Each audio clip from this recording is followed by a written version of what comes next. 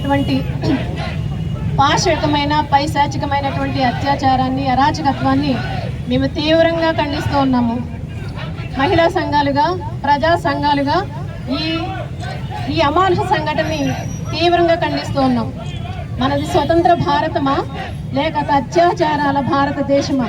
ఒకప్పుడు భారతదేశం అంటే గుర్తొచ్చేది భగత్ సింగ్, ఆజాద్, అల్లూరి గుర్తొస్తారు. కానీ ఇప్పుడు భారతదేశం అంటే నిర్భయ, దిశ, మణిపూర్, ఆయేషా, ఇప్పుడు మళ్ళీ కొత్తగా మొహమ్మద్. ఏంటిది? ఏం జరుగుతుంది భారతదేశానికి? ఎవరు రక్షిస్తారు ఈ భారతదేశం? ఆడపిల్లలకు రక్షణ కల్పించలేదు ప్రభుత్వాలు. ఉంటే ఎంత, పోతే ఎంత. మనది భారతదేశం స్వతంత్ర భారతదేశం కాదు. మనకి ఇంకా స్వతంత్రం రాలేదు.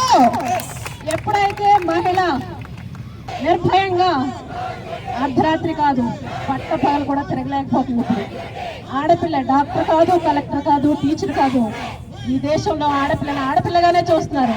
మహిళలకు రక్షణ కల్పించలేనటువంటి ప్రభుత్వాలు రోదశలో రాకెట్లు పంపితే ఎంత, చంద్రమండలంలోకి మనుషులు పంపితే ఎంత. ఏది అభివృద్ధి కాదు మనది. ఆడపిల్లలకు రక్షణ కల్పించండి. మూలాలను వెతికి పట్టుకోకుండా ఎవరిని గుర్తిస్తారు, ఎవరిని రక్షిస్తారు? చాప కింద నీరులో మన భారతదేశం అంతా పరుచుకుంటున్నటువంటి మందు, గంజాయి. ముమ్మెత్ చనిపోవడానికి అమ్మాయి ఆడపిల్ల ఒక్కటే కాదు. జరిగిన అన్యాయాన్ని ప్రశ్నించింది, డ్రగ్స్ రాకెట్ని, అవయవాల మార్పిడిని, పెద్దల యొక్క అధికారాన్ని ప్రశ్నించినందుకే ముమ్మిత్ని అంత దారుణంగా హత్య చేశారు. అవి అరికట్టగలగాలి. ఇప్పుడు మనం మళ్ళీ ఇక్కడ ఉన్నాం, ఎక్కడో జరిగింది కలకత్తాలు అనుకున్నాం. కానీ రేపు మాపు ఈ చుట్టుపక్కల కూడా జరగచ్చు. ఎందుకంటే ప్రతి చుట్టుపక్కల కూడా ఏం పారుతుందంటే గంజాయి ఏర్లై పారుతుంది. అరికట్టాలి. మీరందరూ ఇక్కడ యువత వచ్చారు, చాలా సంతోషం. మనం ఇక్కడ స్లోగన్స్ చూసినంత మాత్రాన సరిపోదు, చేయాలి. యువత నడుము కట్టి ఈ డ్రగ్స్ని మేము చూస్తున్నాం. ఏదైతే టీచర్గా మా పిల్లలు ఎంత పాడైపోతున్నా నేను చూస్తా ఉన్నాం. మా లెవెల్లో మేము అని చేయగలుగుతాం. రక్షణ చేయవలసినటువంటి ప్రభుత్వాలు, పోలీస్ వ్యవస్థలు చేస్తున్నట్టుగా చూస్తుంటే ఎక్కడ అవుతాయి ఆ మనుషులన్నీ కూడా. ఈ భారతదేశం సేఫెస్ట్ ప్లేస్ కాదు మహిళలకి. ఈ భారతదేశంలో మహిళలు ఉండడం కొంతకాలానికి ఒక మరికొమ్మగా మారిపోతుంది. దిక్కు చూస్తూ కూర్చోవడం కాదు పౌర సమాజం. అందరూ స్పందించాలి. మేము ర్యాలీ చేస్తున్న పొద్దులో ఎందుకు కూర్చున్నారు, చూస్తూ ఎందుకు నిలబడ్డారు, మాతో ఎందుకు కలవలేదు? ఆడపిల్ల ఎక్కడో ఆడపిల్ల కాదు, అందరి ఇంట్లో ఆడపిల్ల ఉంది. మనం రక్షించాలి. ఆడపిల్ల లేకపోతే మన భవిష్యత్తు లేదు, మన దేశం లేదు. సో అందరూ ఈ విధంగా మీ అందరికీ మేము విజ్ఞప్తి చేస్తా ఉన్నాం. ప్రతి మూలని, ప్రతి కోట్లోనూ, ఇక్కడ ప్రతి కోట్లోని అమ్మాయిలు సేవ చేస్తున్నారు, సర్వీస్ చేస్తున్నారు. వాళ్ళు అర్ధరాత్రి ఇళ్ళకి వెళ్ళాల్సి వస్తుంది. ఏం జరుగుతుందో చెప్పలేని ప్రశ్న. ఆ మూలకెళ్ళండి, సజ్జోతి మూలకెళ్ళండి. నైట్ అయ్యేటప్పటికి ఎంతమంది అక్కడ దిగాంగా పిలుస్తుంటారో చూసుకోండి, చూడాలి. ఎవరికైతే కనిపించట్లేదు ఏదైనా ప్రమాదం జరిగే వరకు. సో అందరూ యువకున్నారు కాబట్టి చేయండి, ఇది ఒక ఉద్యమంగా చేయండి. ఆడపిల్ల మీద అరాచకాన్ని అరికట్టండి. ఒకరిని దూరి తీసినంత మాత్రాన పోదు. వ్యవస్థలో మార్పు తీసుకురండి. Save girls, save India, save save save justice.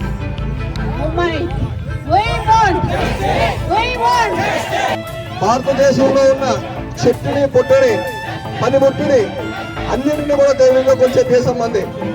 భరత మాతాని సభగారితో చెప్పుకునే దేశం మనది. కానీ ఈరోజు మహిళల పట్ల ఎంత దరిద్రమైన పరిస్థితుల్లో ఉన్నామని చెప్పుకోవడం కూడా సిగ్గుపడే పరిస్థితి వచ్చింది. మహిళలందరూ పూర్వం వంటింటికే పరిమితమైన రోజుల నుంచి ఈరోజు ఒలింపిక్ క్రీడల్లోకి వెళ్ళే పరిస్థితి వరకు వచ్చింది. ఈరోజు మమత గారు డాక్టర్గా వైద్య సేవలు అందించడానికి దేశాన్ని సేవ చేయడానికి సిద్ధపడి ఉన్నారు.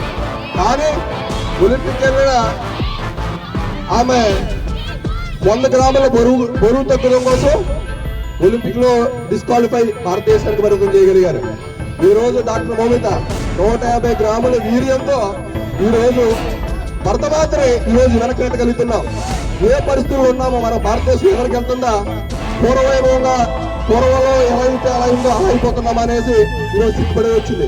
ఈ రోజు దేశ టాపర్లు, రాష్ట్ర టాపర్లు, ప్రాంతీయ టాపర్లు విద్యారంగంలో కేవలం మహిళలు మాత్రమే దూసుకుపోతున్నారు. అటువంటి పరిస్థితుల్లో వాళ్ళు వెనకలాడడం కోసం 100 గ్రాములు వెయిట్ నుంచి 150 గ్రాముల వీడియో వరకు కూడా ఈ రోజు భారతదేశం దిగజారిపోయిందంటే ఎంతగానో దౌర్భాగ్యం పరిస్థితుందా?